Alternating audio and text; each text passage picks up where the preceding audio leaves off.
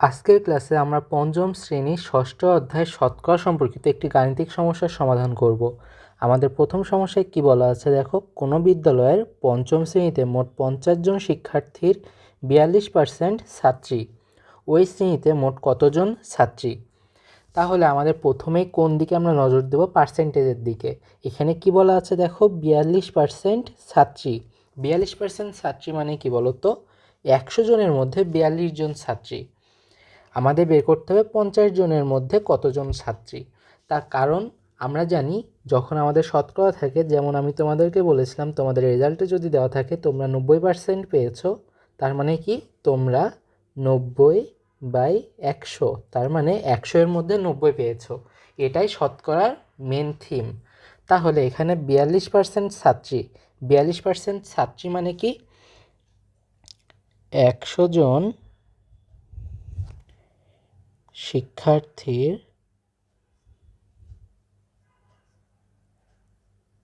মধ্যে ছাত্রী 42 জন।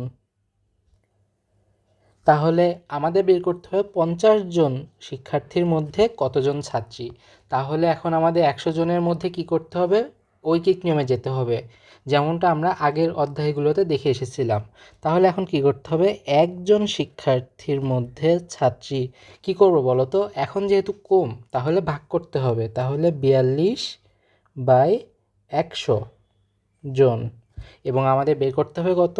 50 জনের মধ্যে। তাহলে 50 জন শিক্ষার্থীর মধ্যে ছাত্রী কি করব বলো তো? এখন গুণ নাকি ভাগ?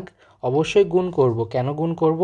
আগে দেখো আমরা 1 করেছিলাম, এখন 50, তার মানে বেশি করছি। বেশি করলে কি করতে হয়? গুণ করতে হয়।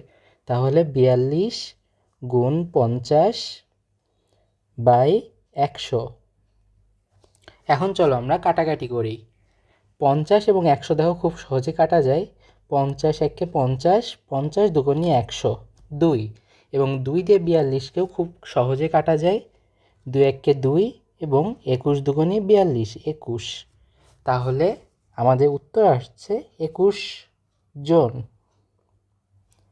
তাহলে কোনো বিদ্যালয়ের পঞ্চম শ্রেণীতে 50 জন শিক্ষার্থীর 42% যদি ছাত্রী থাকে, তাহলে ওই শ্রেণীতে মোট কতজন ছাত্রী আছে? 21 জন ছাত্রী আছে। চলো আমরা আরও একটি সমস্যার সমাধান করি। দেখো তোমাদের বইয়ের পরবর্তীতেই আরেকটি দেওয়া আছে ম্যাথ, সেটি হচ্ছে একটি বাগানের মোট 30টি গাছের মধ্যে 12টি ঔষধি গাছ আছে। তাহলে বাগানে শতকরা কতটি ঔষধি গাছ আছে? এখানে আমাদের উল্টাটা করতে হবে। এখানে শতকরা বের করতে হবে। আগেরটায় শতকরা দেওয়া ছিল, সেখান থেকে সংখ্যা বের করা লাগছে। এই ম্যাথ প্রবলেমে সংখ্যা দেওয়া আছে, আমাদের শতকরা বের করতে হবে। শতকরা বের করতে হবে মানে 100 এর মধ্যে কত সেটা বের করতে হবে। তাহলে চলো এখন আমরা করা শুরু করে দিই। এখানে বলা আছে দেখো, প্রথমে 30টি গাছের মধ্যে 12টি ঔষধি গাছ। তাহলে লিখে ফেলি প্রথমেই যে 30টি গাছের মধ্যে ঔষধি গাছ কতটি? 12টি। এখন কি করতে হবে? সেই ঐকিক নিয়মে যেতে হবে। তাহলে একটি গাছের মধ্যে ঔষধি গাছ কতটি বলবো? 12/30। কেন ভাগ করলাম? কারণ 1 মানে অল্প বের করলাম আমরা, এবং আমাদের বের করতে হবে কত? শতকরা। শতকরা মানে 100। তাহলে অতএব 100টি গাছের মধ্যে ঔষধি গাছ, এবার কি করব? গুণ করব। কেন গুণ করব?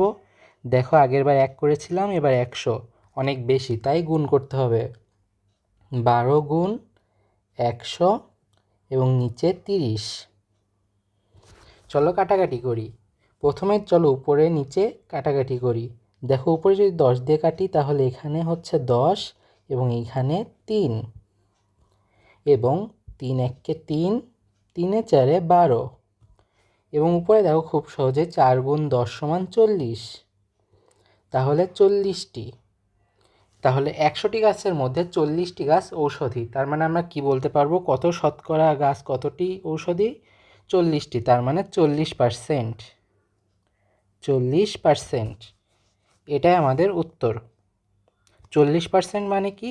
40/100, তার মানে 100টি গাছের মধ্যে 40টি গাছ ঔষধি। আজকের ক্লাসে এই ছিল আমাদের 2টি ম্যাথ প্রবলেম। পরবর্তী ক্লাসে আমরা আরও ম্যাথ প্রবলেম করব শতকরা রিলেটেড। দেখা হচ্ছে পরবর্তী লেকচারে।